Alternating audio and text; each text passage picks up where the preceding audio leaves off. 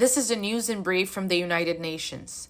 Every effort continues to be made by the UN and partners to get aid supplies into Gaza following the Israeli order to evacuate the north of the enclave, the UN's emergency relief chief said on Monday. History is watching.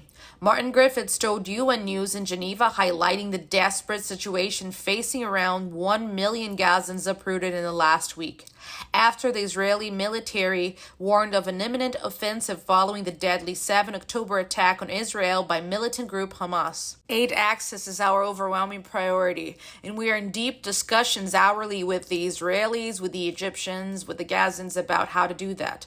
He told us, adding that he was optimistic about hearing some good news soon, that a solution could be found to the political impasse which has prevented aid convoys crossing from Rafah into southern Gaza. The top UN official was speaking before heading to the Middle East, where he'll be working with diplomats to secure access, with no ceasefire between Israel or militant group Hamas yet in place. An independent human rights expert on Monday expressed concern about the increased risk of recruitment and use of children by armed forces and armed groups in Sudan, as the months-long war between rival militaries continues.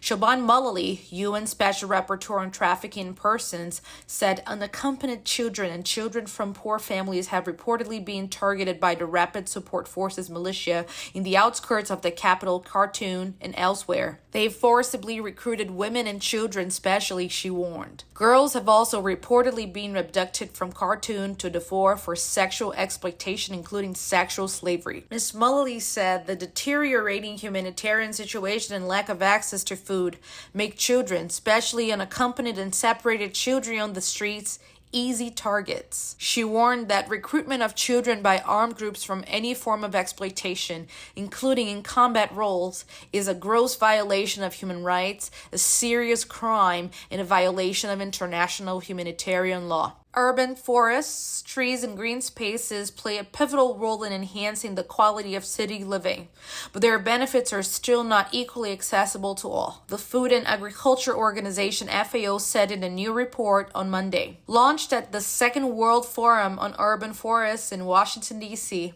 Urban Forests, a global perspective, warns that action is needed to make urban greening more equitable in order to achieve sustainable development goals, especially given the growing threat posed by accelerating climate change. Around 2/3 of the world's population is projected to be living in urban areas by 2050, which means governments and planning authorities need to make sure everyone, no matter their socioeconomic status, has access to the many benefits trees and green spaces provide, said Zimin Wu, director of FAO's Forestry Division. He said despite many initiatives which show cities are striving to be more inclusive with equitable space, we still have some way to go to bridge the green social divide. Pauline, Batista, UN News.